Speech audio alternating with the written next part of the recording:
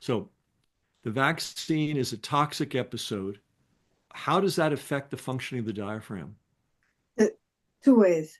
One, that when there is toxicity in the brain that is reducing levels of oxygen and causing harm, then the diaphragm has to work extremely hard to try to restore the situation. But in this case, not only is the diaphragm becoming exhausted trying to help, and it's a very sudden, intense, stressful situation that's arisen, but the part of the brain that is being affected is deeply connected with respiratory pattern. So now the limbic system is being isolated increasingly from the rest of the brain.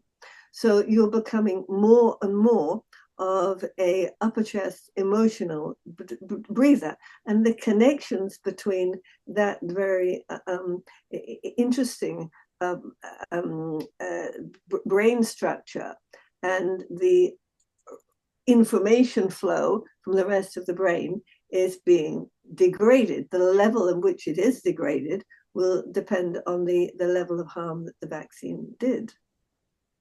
So I imagine, uh, just from a common sense point of view, when one's sick with anything, adult or child, you have a higher oxygen demand.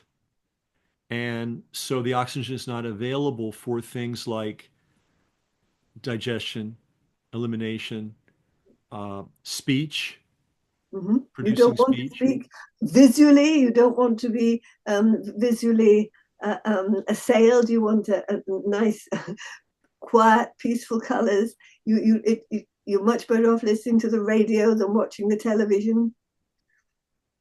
The eyes take a huge amount of oxygen. The visual cortex takes a huge amount of oxygen, which is why we close our eyes when we're tired. So what's happening here is the child's essentially been poisoned. That poison makes its way to the brain, of course, because the brain is receives blood from the rest of the body. Uh, that creates a extreme demand for oxygen. So the diaphragm starts working very, very hard to provide that oxygen. Uh, in the process of that, uh, the body switches into a limbic mode of action, which is where, which, we need the limbic system, but it's also where we experience anxiety. So the child is immediately put into a state of constant high anxiety, further taxing the diaphragm.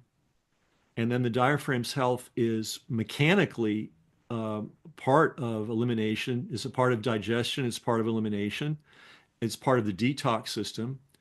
So if the diaphragm has been extremely challenged by a super high demand for oxygen, there are going to be digestion problems, inevitably. There's going to be elimination problems, inevitably.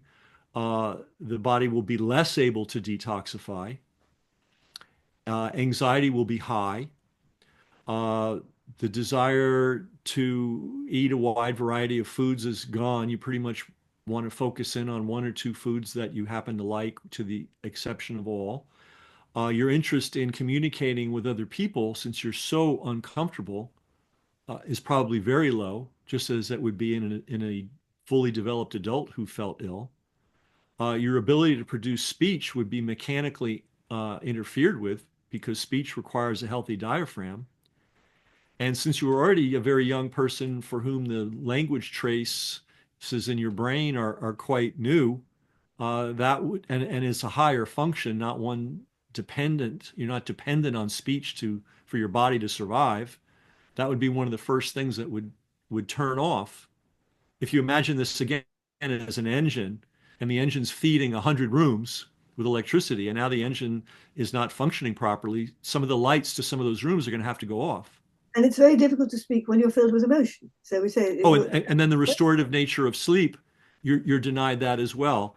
So you're basically until the diaphragm until this is identified, and until the diaphragm is restored, you are in an endless loop of pain, discomfort, dysfunction on all levels. And this is why people aren't treating autism successfully. and it's why you have developed quite nicely up to a certain point. Then this happens to you, and it stops because now that connection, that very important flow between the limbic system and the rest of the brain, is broken. Now, the good news is the bad news is it is broken. The good news is it can be restored. And this is what you learned through working with children with cerebral palsy who have a really extreme diaphragm problems. And then you found that the same therapy and the same model works equally as well for autistic children. It has a different result because it's a different condition, but the core problem, which is we'll call it an insufficient diaphragm, is the core problem. And once that's resolved, the digestion becomes better, the elimination becomes better, the detoxification problems are solved, speech becomes possible again, the anxiety problem is reduced or eliminated, and now the body can finally start healing. Yes, yes. Because if the body can't digest and can't eliminate and can't detoxify and can't provide the brain with sufficient oxygen and is constantly stuck in a limbic state, there is no chance that it's going to get better until that condition is changed. Mhm. Last thing, the go-to treatment for autism is stimulants for children that are uh, not moving around much and depressants for children that are moving around too much. Um, we don't want to offend our overlords in the pharmaceutical industry, but what's your thought of that as a way to address diaphragm insufficiency and a limbic problem? The depressants will depress the functioning of the diaphragm, and the stimulants will further exhaust it.